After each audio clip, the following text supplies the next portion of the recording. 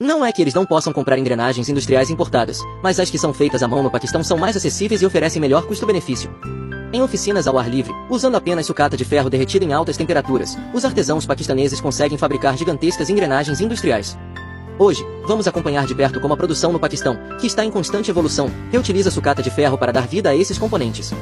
Como as engrenagens são muito grandes, não podem ser moldadas em caixas de areia comuns. Assim, a areia misturada é espalhada em uma grande cava escavada, que servirá de molde para o metal fundido. Para manter a engrenagem centralizada na cava, os artesãos primeiro posicionam um molde de madeira para marcar o ponto central da engrenagem.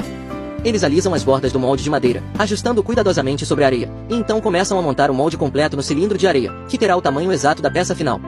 Como os dentes da engrenagem são uma parte especial, eles fixam uma camada endurecida de areia ao redor das bordas para garantir que os dentes sejam replicados com precisão no molde.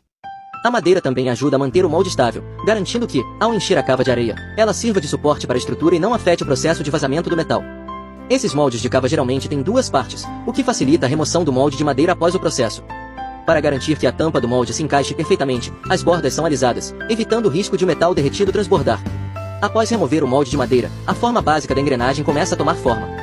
Como a engrenagem precisa de um eixo central, eles inserem um núcleo cilíndrico de areia para garantir que a peça final tenha um buraco no centro, o que explica o posicionamento inicial feito pelos mestres artesãos. Depois de criar a abertura para o eixo, eles aplicam blocos pesados sobre a tampa do molde para dar a pressão necessária. Assim, o molde da engrenagem gigante está completo. Para economizar na produção, o material usado é simplesmente sucata de ferro.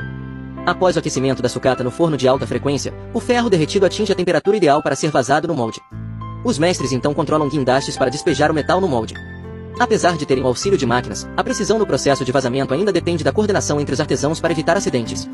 Quando o metal derretido atinge o nível correto no molde, o processo de vazamento está completo. Após uma noite de resfriamento, eles usam um guindaste para retirar a peça. Como o núcleo de areia fica preso na cavidade da engrenagem, eles utilizam ferramentas como alavancas para soltar o molde, em seguida, um equipamento de alta potência para quebrar qualquer resíduo endurecido. Depois que os resíduos são removidos, a peça fundida é levada para ser cortada com precisão. As duas protuberâncias na superfície são restos do processo de vazamento e precisam ser completamente removidas. Como a produção e o acabamento são feitos em etapas, as peças fundidas que atendem aos padrões de qualidade são transportadas para a próxima fase de usinagem. Embora o ambiente de produção seja simples, o processo é extremamente rigoroso. As peças fundidas, como essas engrenagens, geralmente não atendem às dimensões necessárias e têm muitas rebarbas. Então, elas são usinadas com grandes facas de torno que removem uma fina camada da superfície. Após 3 horas de usinagem, o eixo central atinge as especificações necessárias.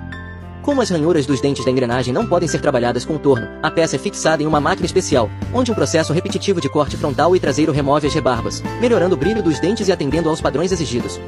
Com isso, as gigantescas engrenagens industriais feitas de sucata estão prontas. Um processo incrível de produção.